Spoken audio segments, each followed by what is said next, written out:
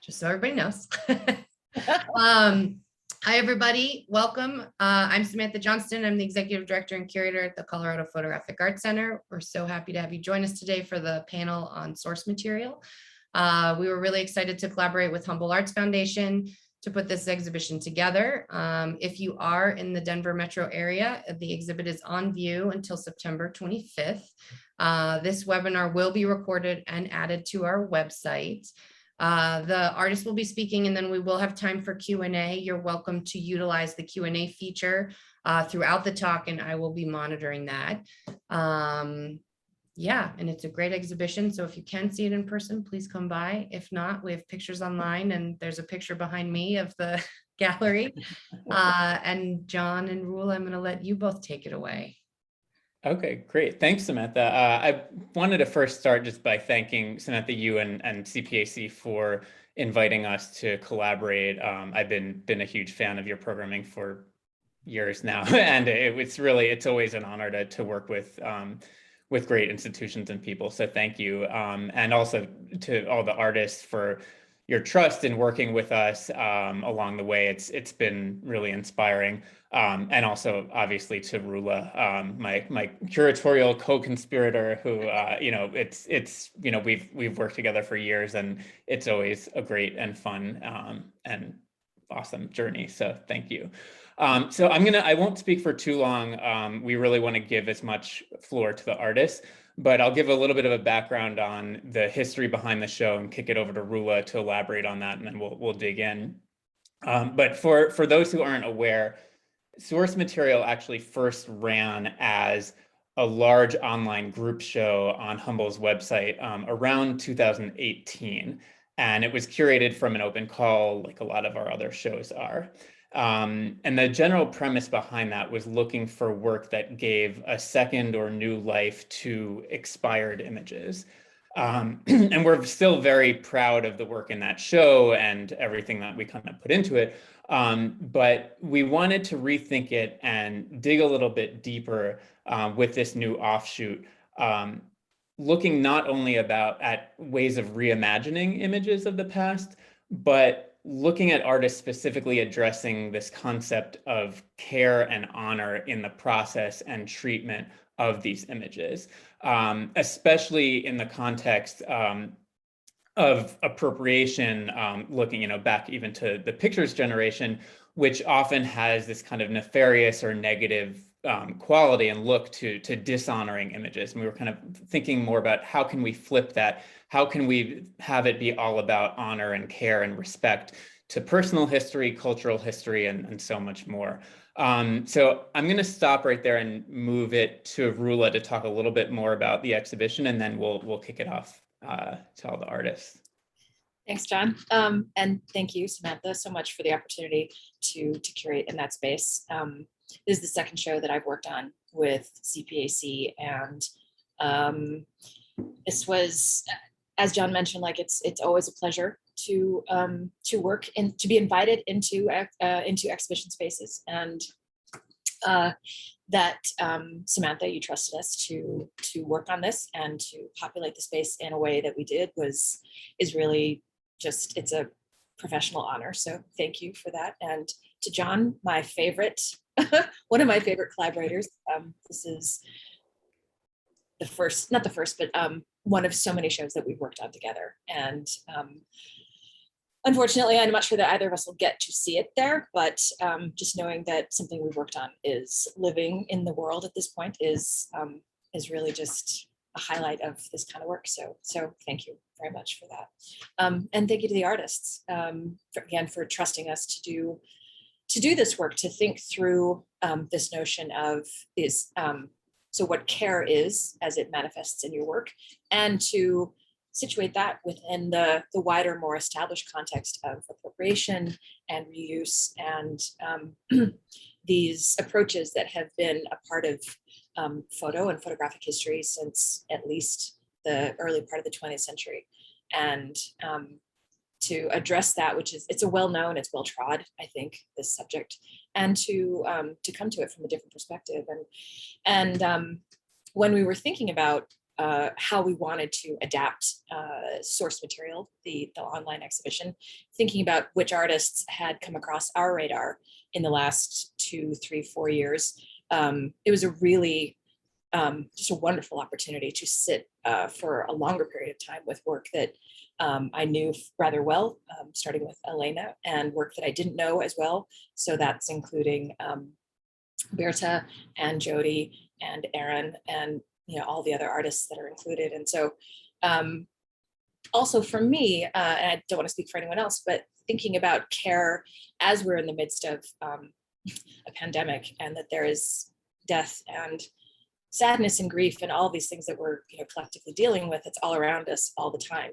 So to think through something that is so focused around care and compassion and thinking about oneself and one's community was really restorative for me personally. To come back into the world after so long with this exhibition has been rather moving, if I'm honest. And that, the artists really made that possible for us. So with that in mind, yeah, we would love to hear what all of you are thinking about in terms of care, how that manifests in your work, how that drives your interest in photography and photo history, and how that undergirds these projects and what you're thinking about right now.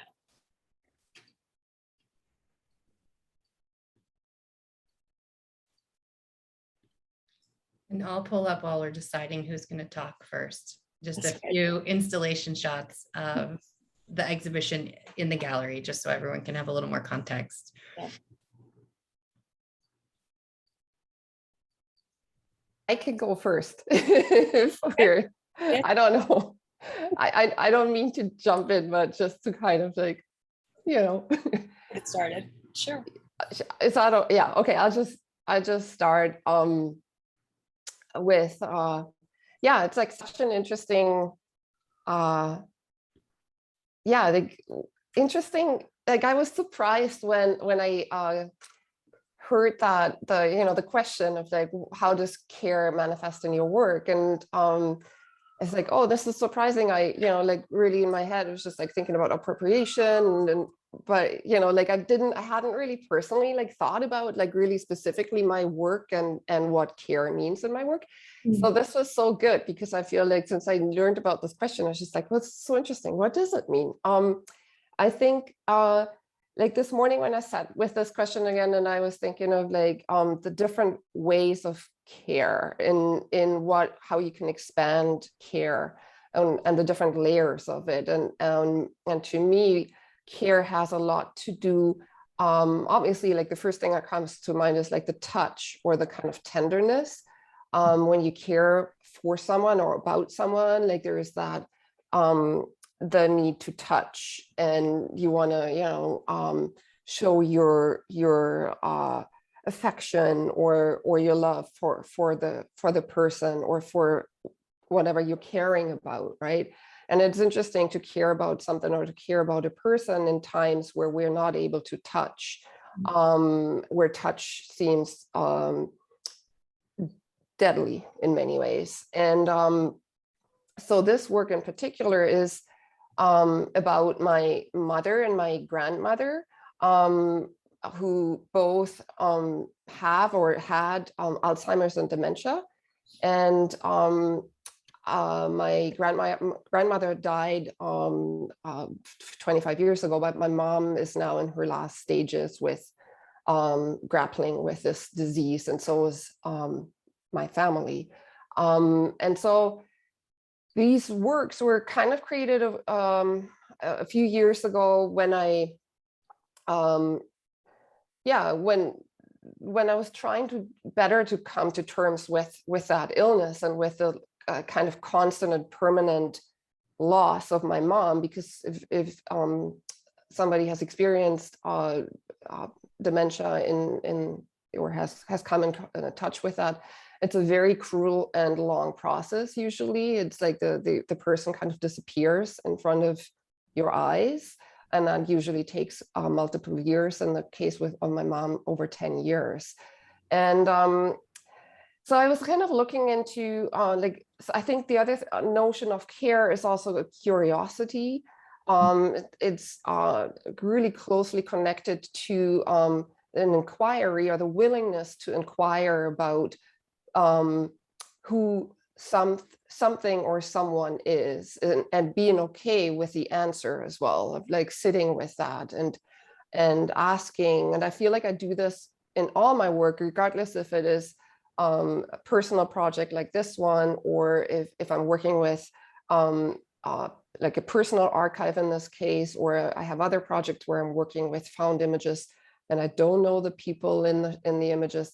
It's an inquiry into the person, into the story or the history. Hence, in this case, the title, Her Story, is like asking this question of like who are you, and also who were you in this case of my grandmother, my mom, like working with these images from like when they were young women at a time, like I've never met them, you know, when they were this age. And so kind of like a curiosity almost of like, okay, who were you, and who are you now, and what is left of this person that I never really met, what is left in you know, in the here and now. And trying to kind of visualize that, like the kind of curiosity, but while also trying to visualize the kind of deterioration, or the kind of refraction, or like the falling apart of a memory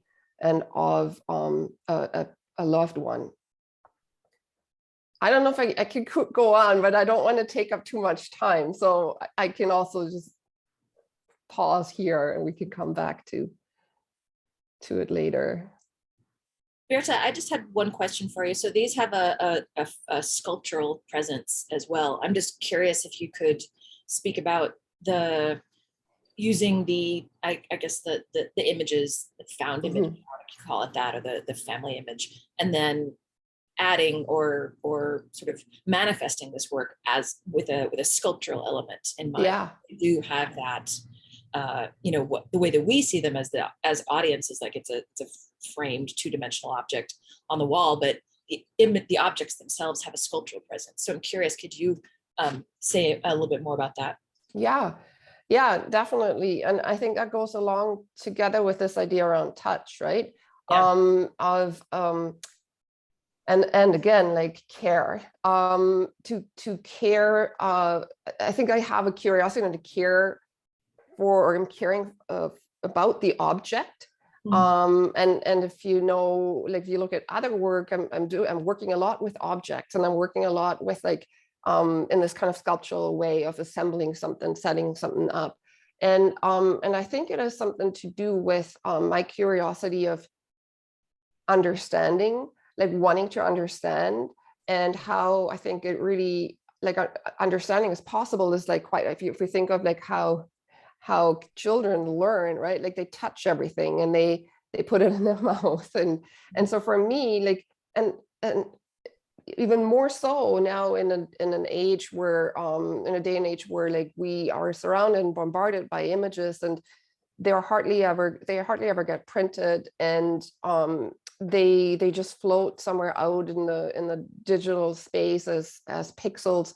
To have the opportunity to touch a photograph and to understand, and basically ask the medium. So I'm not only asking my family members, just like, who are you? But like, I'm kind of asking a photograph. It's just like, what are you? And what can you do for me? And what can you do for others as well, obviously?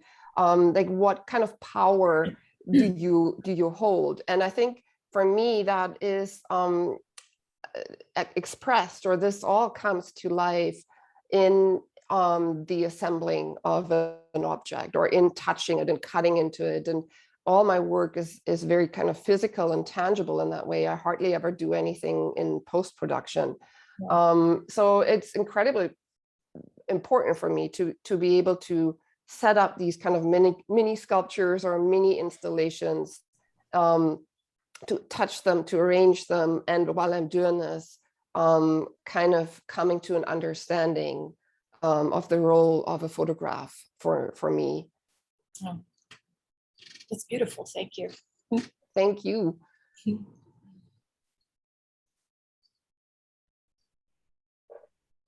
go next, if that works for everyone. Great way to start the conversation, Birthe. I was thinking about this question this morning as well, and just trying to make some notes on it. So I'm just gonna look and try to read down, go down my list so I don't forget anything. But I think when it comes to care and my practices, care for what I make and the subject that I choose, the subjects that I choose to deal with, which are abstraction, the archive, history, and identity. Number two for me is, locating faces within an archive. So for me, instead of going out and making a new portrait, I try to find portraits in the archive that sort of serve as stand-ins for people around me or people from my past or people from my present. Because I think when you come across faces in an archive, you can have care for the object, you can have care for this person that you may not know. And again, like that curiosity is key as well. And then three, sharing what I find. So figuring out a way in the studio to set up installations, re-photograph images, and putting them out in the world so that we can share in conversations like this. We can share space as artists. And even with images, how images can be disseminated, like how they can be shared in a space, whether it be an exhibition, an archive, like a public, an open public community kind of space where images can be gathered, just any kind of way to like share. Number four is, sometimes I can't read my own writing, but the thought about care in terms of like how I think about my practice in the studio space. So for me, I view the studio space as an intellectual space, but also a space where you can be at play all at the same time. So care for me is tied into that. Being at play, if I can't have fun in the studio by myself or in collaboration with other people, then no matter the topic, the subject matter, then why am I working with this material if I can't have that curious or that fun investigation, which then turns into like intellectual investigations in the studio space. And then lastly, care, how it relates to past, present, future, and how that equals speculation, aesthetically, but also like establishing my perspective as an artist. What am I speculating about? What kind of future do I want to see? And how does the work that I make influence those who see it? And also, how does it impact other artists that will come after me, that are making with me now in the present? So you can come at that from different angles. I'll speak about one photograph in the series, and maybe I can touch on other ones later. But the first one in the slide, Samantha, yes, this one here. This one is titled "Looking at Drew King," and this was made back in 2018, I think. And I was trying to, again, just looking for faces, looking for representations of things. And I think what I was Googling was African Americans in the Ivy League or something like that. I don't know why I chose that to search for that, but at the time that was on my mind. And I came across Drew King's face, and this was a JPEG available on the internet. But when I clicked on the link for it, it was this picture of Drew King was taken from a larger portrait of a Glee Club. It was a Glee Club group portrait, but they zoomed in on Drew King's face in a separate image. But the full context is like Drew King being an African American male in the Glee Club, And then going down the rabbit hole of that, a little bit of Drew King's narrative and history. I think it was either at Yale or Harvard, but they would perform as a group, as a glee club, but then Drew King being a part of the glee club affected them. If I remember the story or the narrative correctly, it affected the way that they, or the decision that they made about touring in the southern states at that particular time period.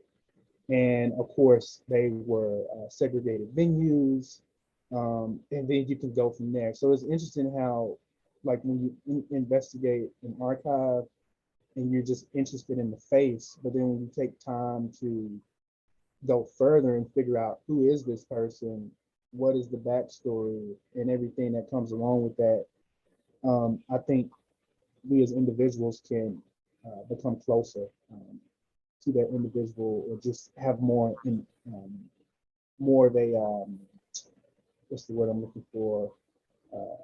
Be more invested in what it is that this person's legacy is. So that's oftentimes what happens to me, especially when I'm using images or appropriating images of faces that are not familiar. I'm responding to the face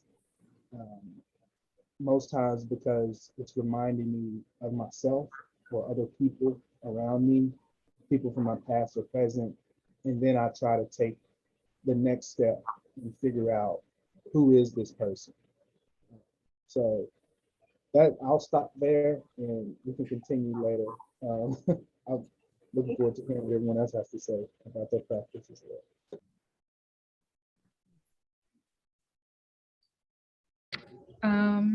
I can go. Yeah, geez.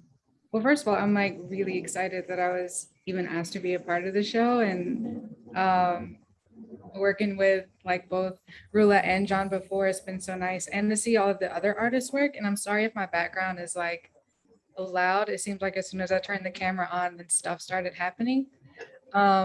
But I'll try to be as vocal as possible. But thinking about the question of how care influences my practice, I can start with my practice first before talking about this work, because I think it'll be some overlap with that.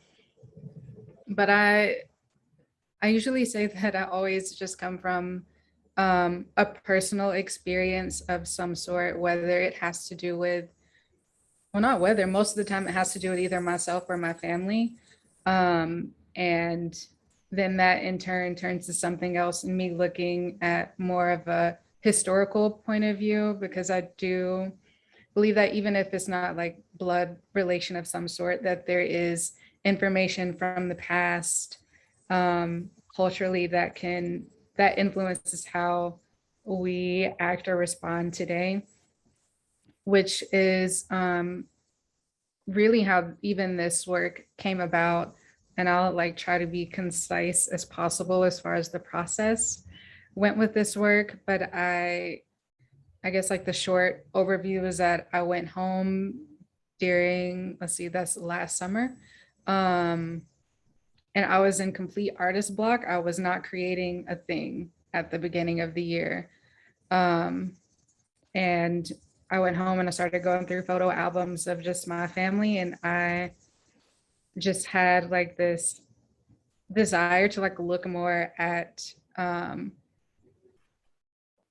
vernacular images, Polaroids, everything of what do these images look like with other people's families and collections. And I started off way too broad and I had to bring myself down. So I was like, okay, well, I'm gonna just look at the Art Institute of Chicago's collection. Since I'm a student with the school, it's easy to like get close to or accessible. Online, it was accessible, in person, it was not.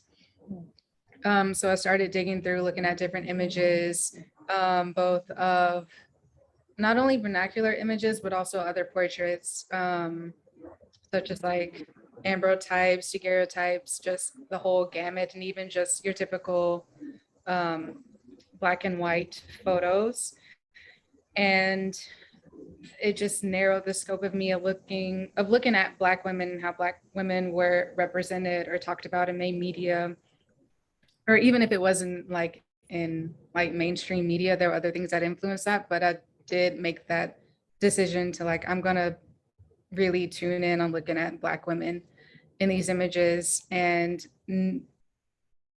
I think where the care aspect came into that was, I'm gonna not only look at these women at the photographs, I'm gonna see if I can find their name. I'm gonna be sure to use that. I'm gonna find out information about the photographers. What time was it taken in? What was the context? Why was it taken? When all of that is kind of like my care, and making sure that I'm taking care of these subjects that I don't know personally.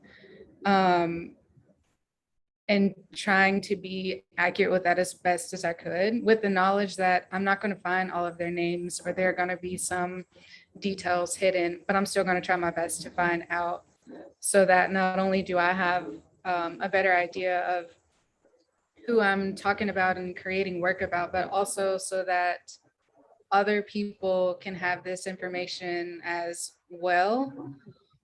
So that's really for me how it panned out. And this body of work is relatively, in my eyes, is kind of like large. There are limited images that are like have been shown, but there's so many, and it has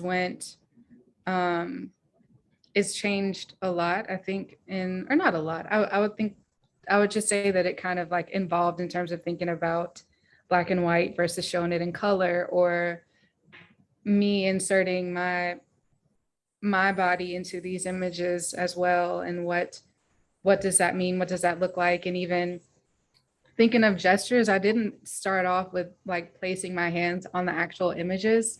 And I didn't mention that, but these images are reprinted images that I like pulled from the Art Institute of Chicago's online archive.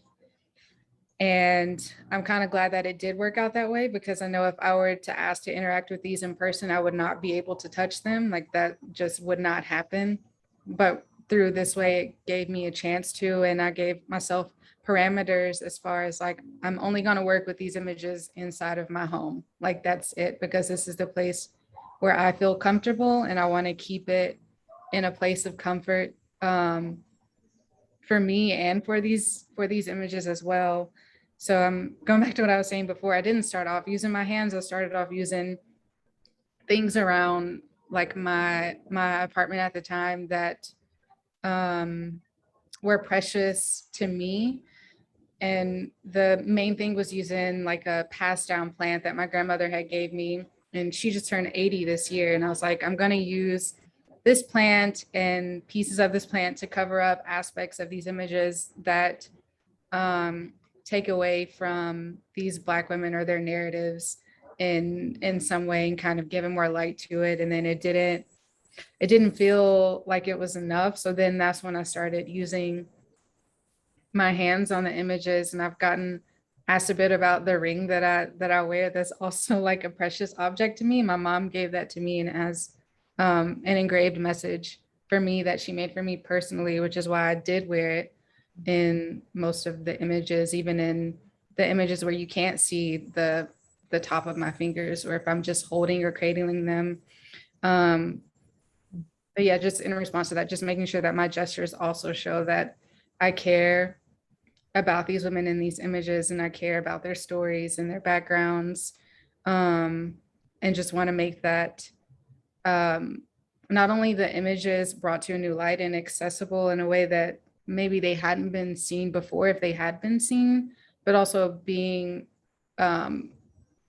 just given the information and making that accessible too, because that's such a, I feel like an issue at times, is accessibility to different information. It's this thing of like, either it's not accessible or it's really hard to get to. And I'm like, I don't want that to be an issue with this work, which is why I also like wrote a whole thing on the work. And I need to go back and tweak that, because it's still stuff that I'm going through with this work even now. And I'll leave it there for now, in case there's like other questions later on because I don't want to go. I would take up too much time right now. So yeah. I just wanted to make a comment really quick. I really enjoy how you talk with your hands and how your hands are in the images, because it's such a form of communication. Like you think in sign language, it's how you use a gesture. And I just kept on focusing on that. And I thought that was really beautiful. Yeah. So yeah. I'm glad you said that, Jody, because I was thinking the same thing, actually.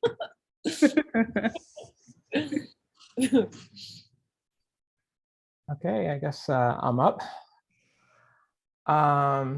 So for me, as far as the care goes, I'm speaking very directly to self-care, which seems to be a thread in all of my work.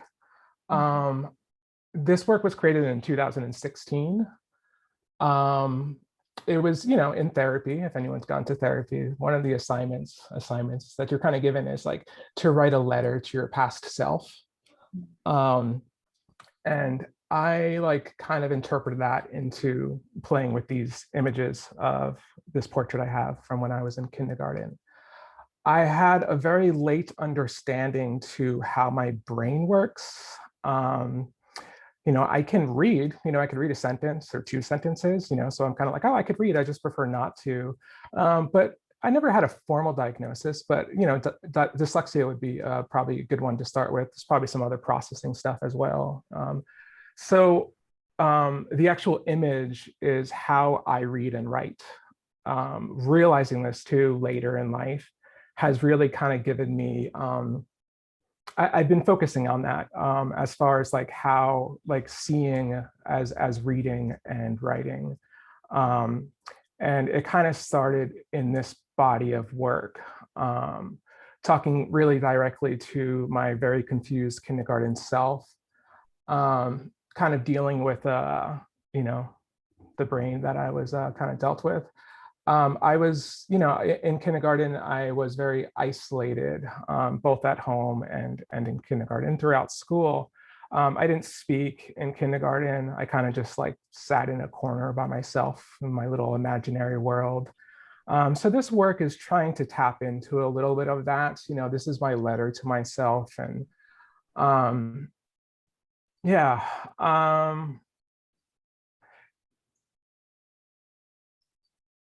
Yeah, I don't know. It's personal. I also have a hard time, since a lot of my work does have to do with self-care.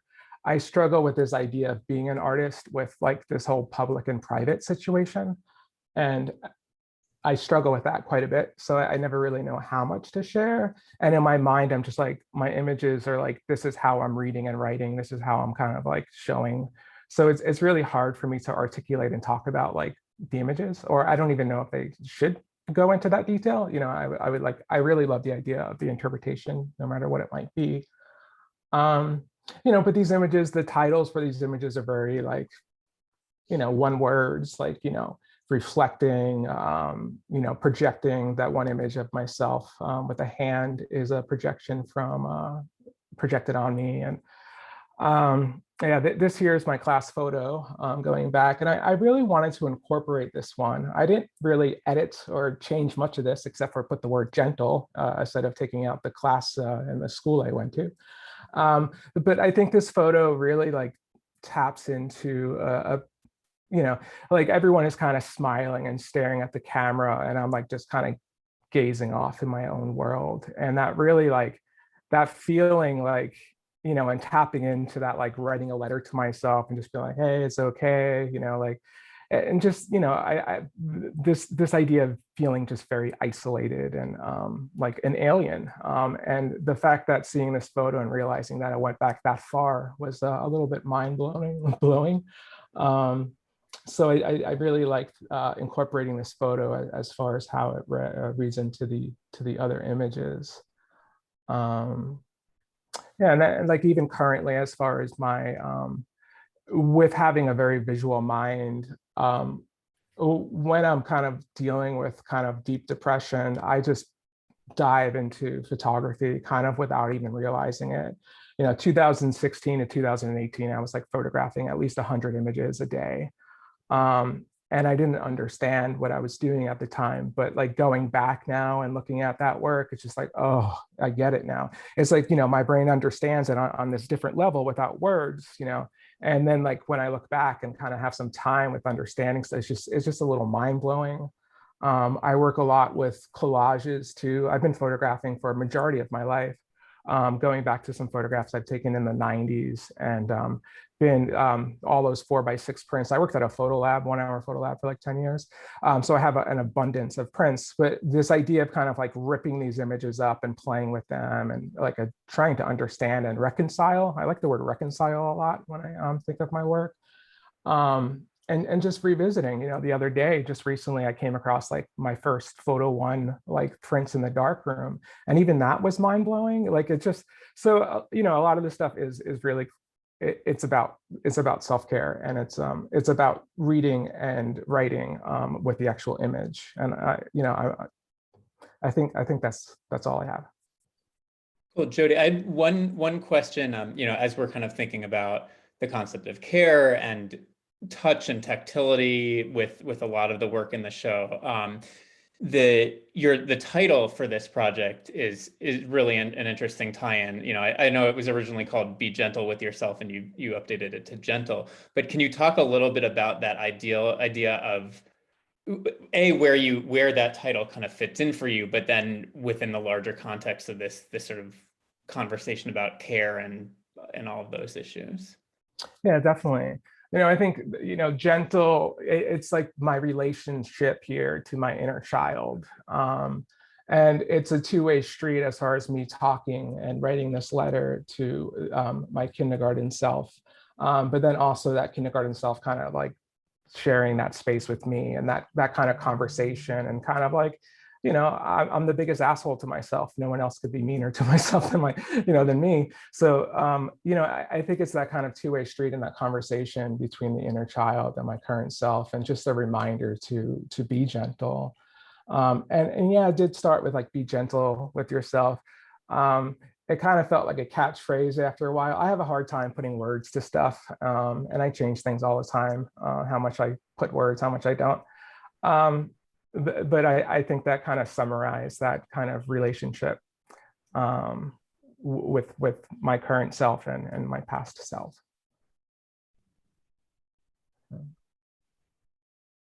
Great. Thanks, Jody. Yeah. Alayna, I have a question for you.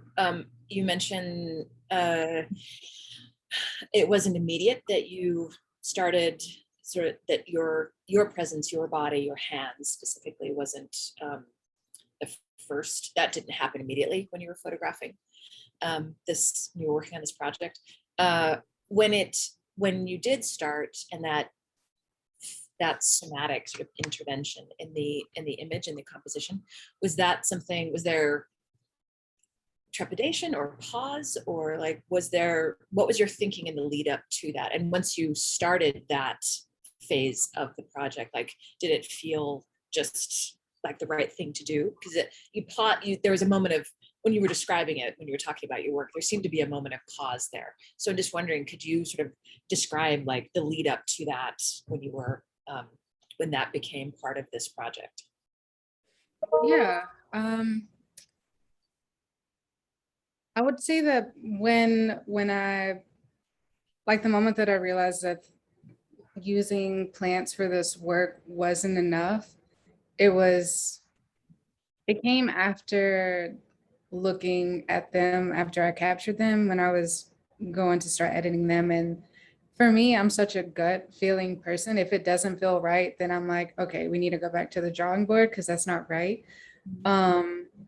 And then even when I started using hand gestures with this work, I did go back and forth with myself a little bit, as far as what do I feel is important to cover and show, and what do I feel like should be seen or not seen. Like, just trying to find that,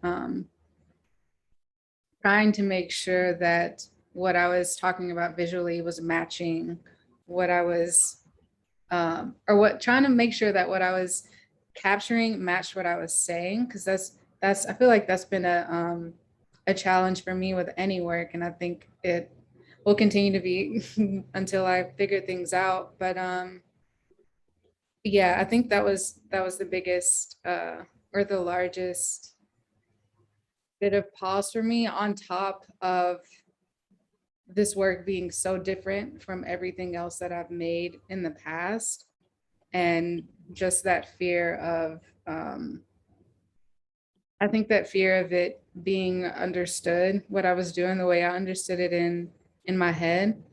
But yeah, it did go through a lot of phases, because there are some very rough images of these images. Like there were some times where the background was, it was like drywall, and it was so distracting. And I was like, no, back to the drawing board, and then just changing out the background and making this space in my apartment so that it looks clean enough visually and not too distracting, which is more of like a technical thing. But yeah, I changed my mind on stuff a lot, but I give myself grace with that, which I think worked out well. Yeah. Before I took another shift with doing just more portraits and stuff during my pause of having wrist surgery. So yeah, I hope that answered the question. I'm not sure. I think I went around the globe with that one. No, it makes it, yeah, it's perfect. It makes a lot of sense. I think this whole series is remarkable, but the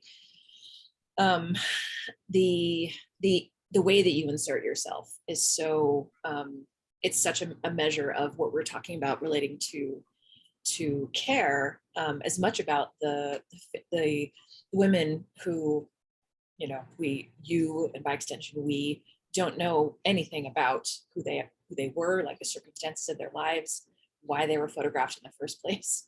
I think it really narrows that wide gap as far as, I don't know, just caring for another human being in that gesture. Like the way that you insert yourself is just it's such a thoughtful, gentle way of undermining some rather harsh, rather ugly, terms that, through which these were made. And so yeah, that has stood out for me for, as long as I've been thinking about this series. So yeah, you more than answered it. Thank you. And we had a question come in that was kind of for all the artists. So I'm just going to read it, and then whoever wants to respond first. How does one ride the line between curiosity as care and the projection assumption that can occur in appropriating objects, photos, without the corroboration of the owner's quote unquote real story? When the human mind is confronted with a vacuum, it often wants to fill that vacuum. How do the artists express curiosity without rewriting someone else's story, or is that even possible?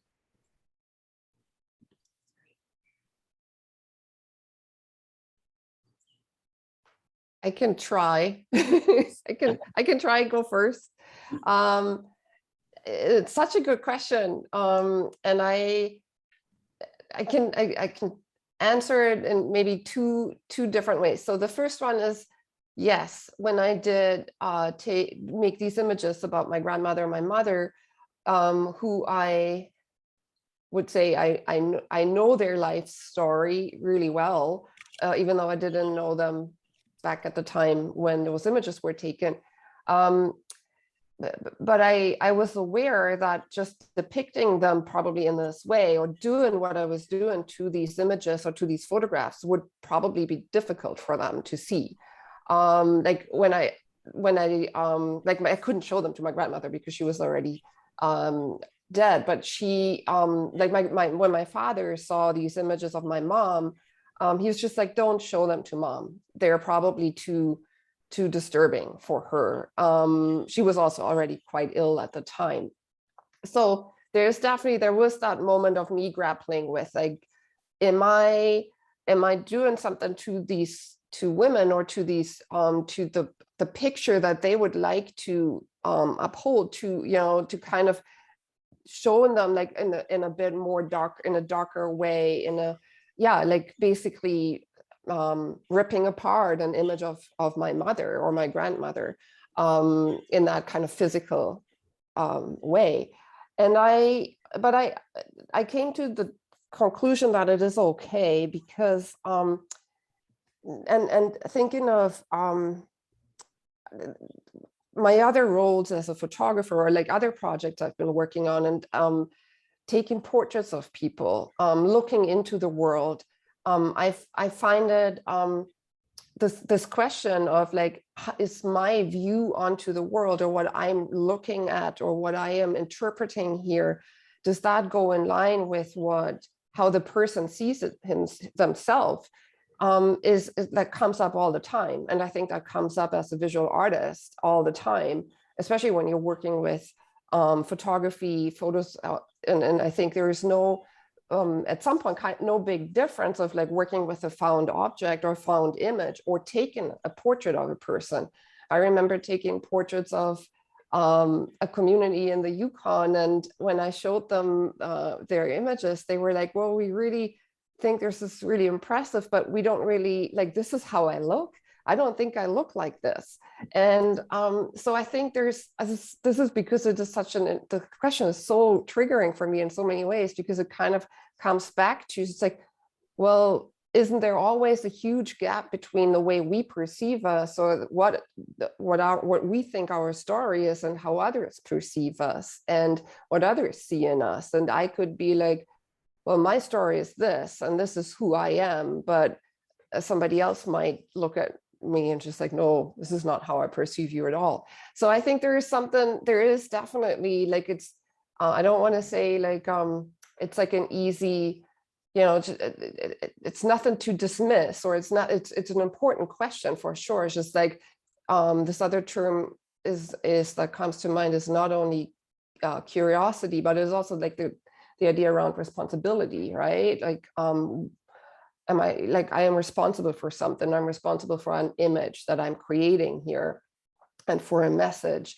But I think we can never fully succeed in like setting something up that goes really in line with that image that the person has of themselves, or with a story that the person has of themselves. I don't know if this makes any sense. These were just like the spontaneous thoughts that came to mind when reading the question, which I think is like really fabulous.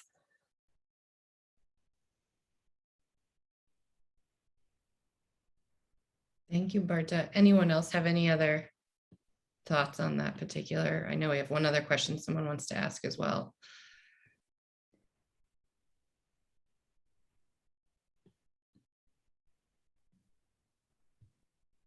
So Cyprian, I just gave you, there you go. I clicked it. Okay. Can you hear me? Yeah. Okay. Hi, all. This is really fantastic installation and your exhibit. And I like the theme of care. And what I'm noticing as I listen to each one of you discuss your relationship with the found images or personal photo album, family photo album images, and your processes and the craft techniques you put into these images, or what care means to you. I haven't heard how much in that work, and as it's displayed to the viewer, what your expectations or how much into the work do you consider how you might be making the viewer care about you, your artwork, what's on display, how you've presented it, what you've done with these images. And I know that, many photographers or artists, period, do their work and leave it open to interpretation of the viewer. That's not your responsibility to make someone think or feel a certain way. But what I also see here, though, is that these images elicit, for me anyway, a sense that you're trying to make me care, putting it in context, using your hands in the image, the final image, the self-care and entitling it gentle is a message. Going into a deep dive rabbit hole on one particular image, or even, mixing the tactile and sculptural of photography, aspects of photography, with the subject matter of and history of women that you know, and their journey through Alzheimer's. Who were they then and who are they now? And so the viewer comes to it and they feel a certain way, and more than likely it's care. So for the image, for the photographer, for what the message is. So I'd like each of you to speak on that. How much do you consider it? Does it play a part at all in the work that you do, particularly with this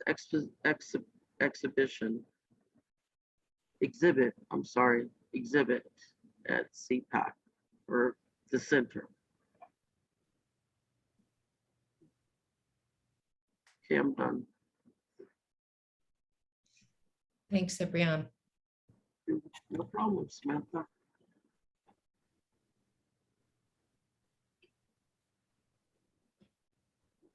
Anyone, feel free to jump in. I'm gonna attempt. Okay. It's a lot to chew on, but in a good way that I haven't considered.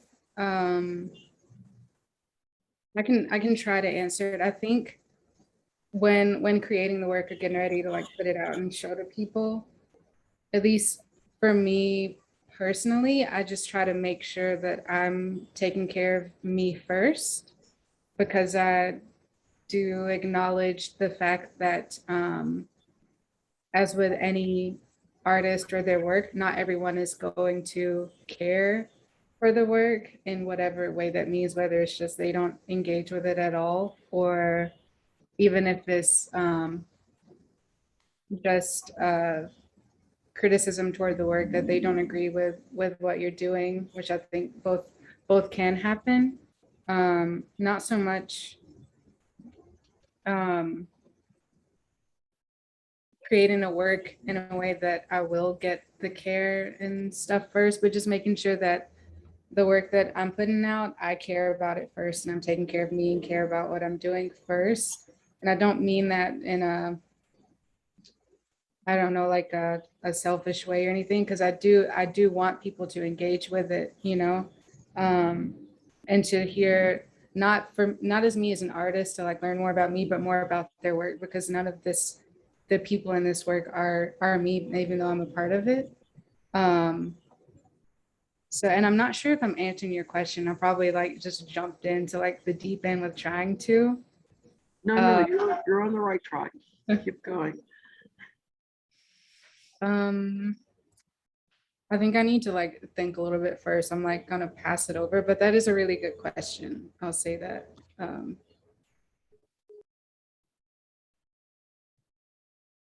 I just jump in real quick. And I agree with Alayna. And I think for every artist, in many ways, like you kind of, if we can call it selfish, I don't know, but there is certainly like a certain kind of selfishness in terms of, I need to do this, like I need to process something. This is my way to communicate with the world, right? Like I'm thinking of what Jody said about the ways of how the images become words or letters, and how this is how it is his way to communicate with the world. And so I think there is that like first impulse to just to drive to create something that creates meaning for yourself, that establishes some sort of a connection between you and the world you're surrounded by, or like problems that you're facing. And then I think if you're really invested in this, or it really matters and it creates meaning for you, then it will. And maybe I'm a bit naive, but I think this is kind of still how it goes for me, at least. Like if you're really, if the work is making sense for you, and if you're really like caring about what you're saying or how you're expressing yourself, and you're really putting a lot of, for the lack of the better word, a lot of love into this, then I think this transpires into the world as well. Then I think people, it's not always, maybe won't like, but I think usually it's just from my experience that people can feel something. Like, and whether that is always that really like positive feeling of care, or if it maybe sometimes it might lead to some sort of discomfort, but I think I think the what Alayna was saying of like this kind of like, I need to care about this work first, or I need to kind of, I think that really resonates with me, especially when you're making work. I think we like, that's where all the work is coming from, like in many ways, of even like maybe working with an archive of unfamiliar people with Alayna doesn't have a history with, but like we all kind of looking for ways of connecting with something in the work, whether that is like a relative or a lineage, or yourself in Jody's case. And so I think there's that notion of care that we have in trying to understand something, and then posing that question or expanding on that question. I don't know if that makes sense, but I feel like there is a link in that. I also jumped on this, but that's kind of how I understood it. I definitely struggle with this. I am never not, I've been taking, like I said, I've been collecting images the majority of my life. It's how I process stuff. I think my practice is a lot about the process. As far as finishing something, it's usually somebody else who just like, it's like, okay, here's this body of work, we're going to do this. I never have come to the way of actually finishing a project. It's all about process, and it is very much about myself first. That being said, it's like I do share my images. I post this process, on Instagram. I share these images. So my relationship between public and private is it's one I struggle with a lot. I definitely back out sometimes when I get in my head about this, and like, but then people will message me, and they'll say how like meaningful my work is, my images is to them, and their interpretation of it.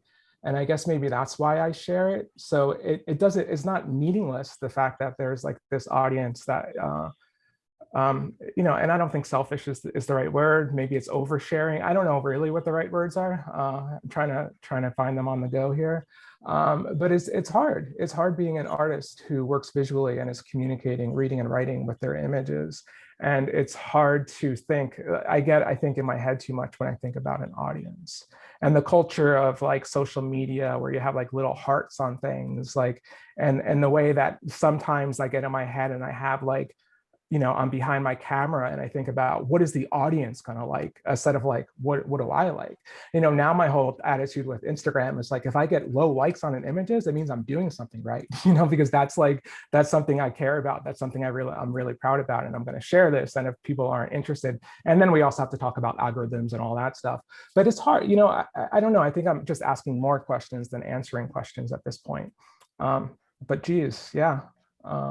That world is a hard one to navigate for me. Yeah, thank you for that question. It's definitely like a tough one to wrap your head around in terms of like, as an artist, taking what you do and it almost being like a singular activity, right? You're just in the studio space by yourself, in your head by yourself, and then you share it with other people. And then some part of you knows that maybe not everyone will get it the exact way that you came to that. But as you mentioned earlier, like leaving things open-ended. I think for me recently, like I always try to trust the audience. I really do trust the audience that when I share my work, I don't want to assume that they can't access it or that they won't care about it. I trust that they will care about it. Most times, like even in this case, like I'm not in Colorado, I'm not standing in the room with the work to add the full context. But my hope when I make the work and share it, my hope is that there is a possibility that I will be in this space. I will be in the room with the work, and we can have a conversation about it. So in terms of like what I care about and what I want from the audience, I think for me it's just a simple conversation about what's on the wall and what's happening in life. And then also access. I think for me, like the last few shows that I've had, I've been experimenting with not framing my work because I want it to feel a certain way. I want it to feel as though you could take that image right off the wall in the exhibition and place it in your home, place it in your space. And then it can be disseminated in that way. I think about access a lot in terms of like care and being exclusive, being exclusionary, being open, sharing. Jody, that conversation about algorithms in social media, like that's a heavy one. We can have a whole separate panel about that. And then another thing I was thinking about, I think for me, when it comes to sharing the work, I always think about the speculative. And when I mentioned that earlier, I was thinking about the aesthetics. Like I want to choose an aesthetic to where I enjoy it, and then also keep other people, no matter what your background is, that you can enjoy it, you can approach it. But then on the other side of the aesthetics is the context. And that part is like the conversation that I'm talking about.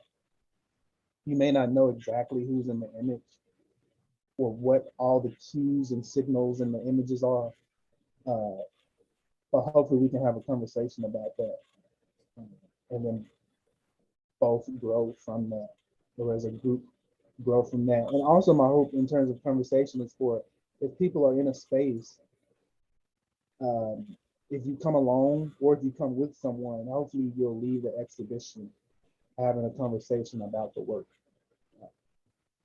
So that's a little bit of my thoughts about that question. Great. And we had just two more questions come in, and then I want to kind of wrap it up. But one was specifically for Jody. When art is a form of self-care and self-care a form of art, and it probably applies to most artists, how important is for the work to be seen by the outside world versus creating it for your sake only? What part does visibility have in the process of self-care? I don't know. I think I spoke to that a little bit too on the last question. I struggle so much with it's like throwing your journal out there for me a lot of the times. It's just like, here's my journal, just read through it, which is kind of like, I get in my head about it. It's like, why would, like, and then the interpretation, even with words, sometimes I feel like I'm not, I say things that are maybe out of order and they're misread or whatever, but it's really hard for me. I think getting messages like like people just being like, oh, thank you for sharing. It's just like, it just kind of like reinforces the fact that I'm sharing it. But if I'm not sharing it, it's like, why am I doing it? I don't know. It's hard. I cannot share it. There is tons of work that I haven't shared.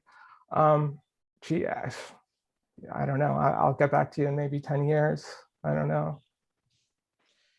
And then But, oh no, go ahead, Jody. No, it's just I guess it feels nice to share. It feels, maybe it is part of that visibility. That's it.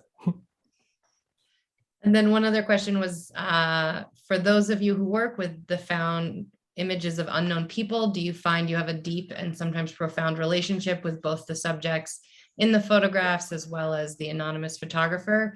I work with vernacular images and make collages, and this happens to me most of the time I choose to work with a specific image.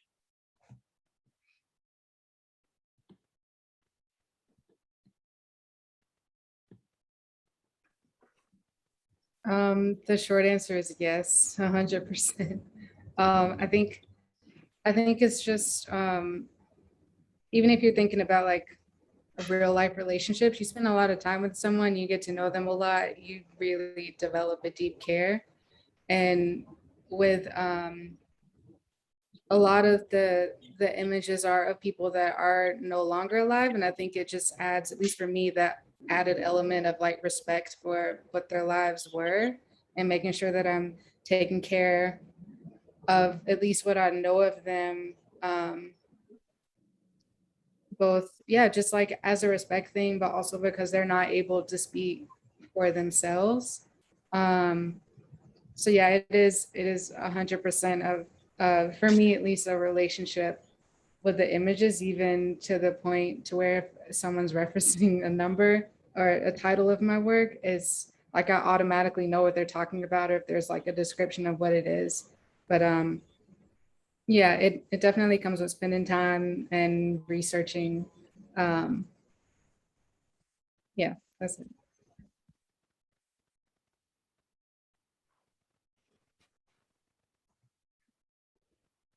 Yeah, I'd say for sure.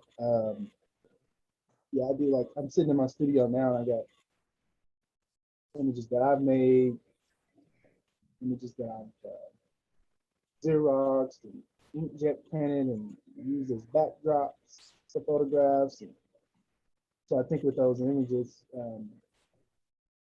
sometimes there's like a material connection to it too. What material do you choose to place it on? And how that degrades over time, or how you sit with it in a space over time.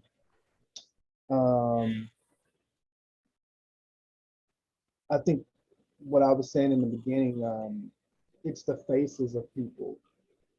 It's portraits that you find in an archive. For me,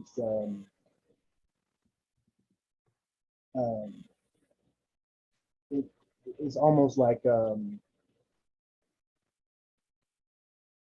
how Jody was talking about using images to read and write.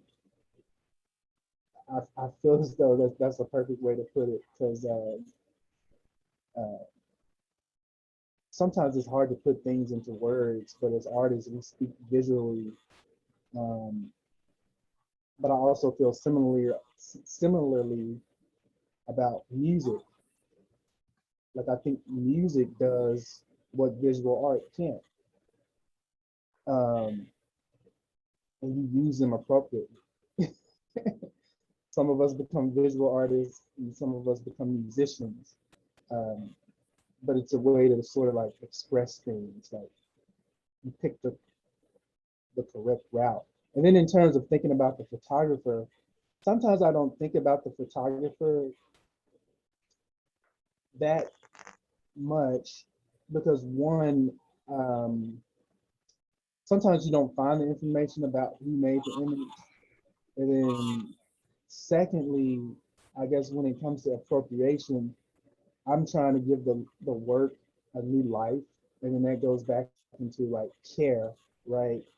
But then even that kind of gets into like the it can go a lot of different ways depending on how you use the image as an artist and talk about it and stuff like that. And then like thirdly, I think about my own work, especially because I appropriate other people's work. I always think like, okay, how would I feel if someone appropriated my work 10 years from now, 20 years from now, 30 years from now? So I'm thinking about re-photographing images to create a new archive for someone else to investigate later. So yeah, those are my thoughts. Great. Roula, John, anyone else, any final words before we close it out today?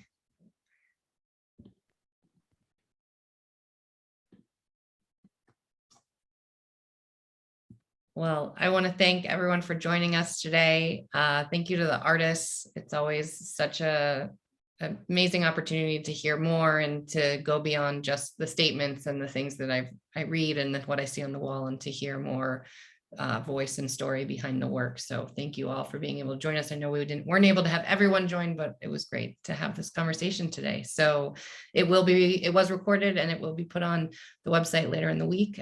So thank you again, everybody. Thank you, Samantha. And thanks to all the artists. Really such a great opportunity. What a beautiful exhibition you've helped realize. Thank you.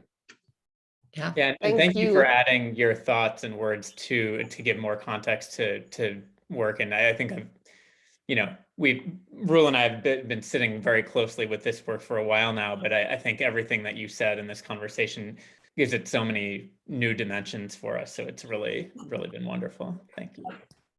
And the questions from the audience, like things that I maybe had thought about obliquely, but to have it so clearly presented in question form gives me more to think about, and I appreciate that. So thank you to the audience for that. Absolutely. Great. Well, everyone, enjoy the rest of your day. Happy Tuesday. Hope to see you all soon again. Thanks so much. Thanks, Bye. everyone. Thanks. Bye-bye. Bye-bye.